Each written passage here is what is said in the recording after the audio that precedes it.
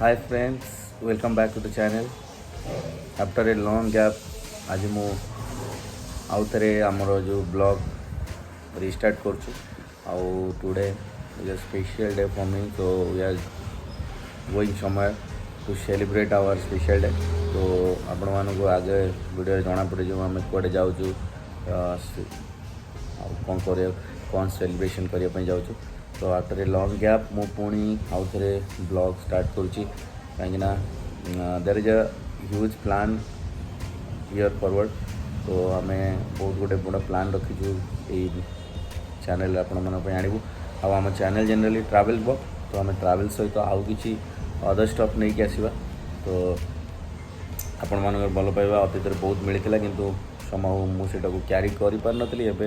एटा चेष्टा करी आगू केमती नेबी आपण संगे भल रिलेशनशिप बिल्ड हम आउ केमती भल भल स्टफ्स आपण आनबी तो चलतु जीवा आज आम जो ब्लॉग आम रिस्टार्ट करछे प्रभु जगन्नाथ को आम दर्शन करवा दर्शन करिकी तापरे आम ब्लॉग पुणी आगू आगू कौन सब आने देखा तो चलतु ए आगू देखा लोकेशन उपर कौन आम सेलिब्रेशन हम कौन हम से देखा फ्रेंड्स एवं आम पुरी रे पहुँची जाइए पुरी रे जो नुआ पार्किंग एरिया गोटे तैयारी से पार्किंग एरिया में पहुँच जाइए से पार्किंग एरिया को पूरे गोटे सुंदर फ्लाईओवर टी पूरा कनेक्ट करुँची जो पार्किंग एरिया अच्छी ये गोटे 5 स्टोरेज पार्किंग एरिया जोटि कि कहते मोर देन 5000 व्हीकल गोटे जगह रहीपर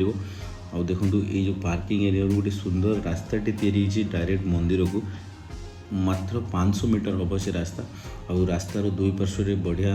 आपन को डेकोरेशन देखिए आप बढ़िया बढ़िया सब स्टैच्यू आउ छोट छोट गार्डनिंग कराई जो बहुत रास्ता को ब्यूटीफुल कर कम्प्लीट ये बहुत बढ़िया भी देखा आपड़ ये आसिले एक्चुअली जानीपर कि रास्ता केते बढ़िया तैयारी केते बढ़िया से माने ताको बना जाइए आउ ए चलतु जीवा मंदिर दर्शन करवा मंदिर दर्शन कर सारा पर आमर जो स्पेशल डे अच्छी स्पेशल डे को सेलिब्रेट करवा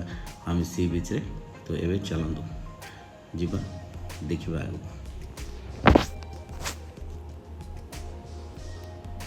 फ्रेंड्स आपण मैंने देखिए आम ए मंदिर दर्शन पर आसिक सी बीच रे पहुँचीचु आ सी बीच रे गोटे केक थोड़ी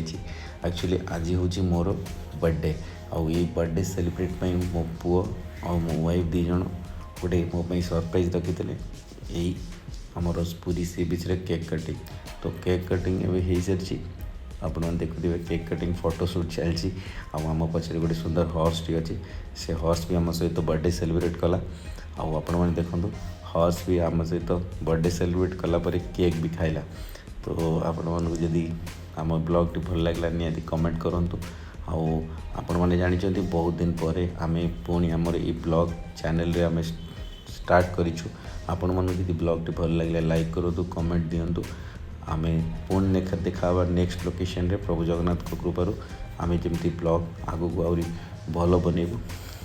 आपण मन भल भल स्टॉप आणबू तो वेट करंतु देखंतु till then bye bye take care.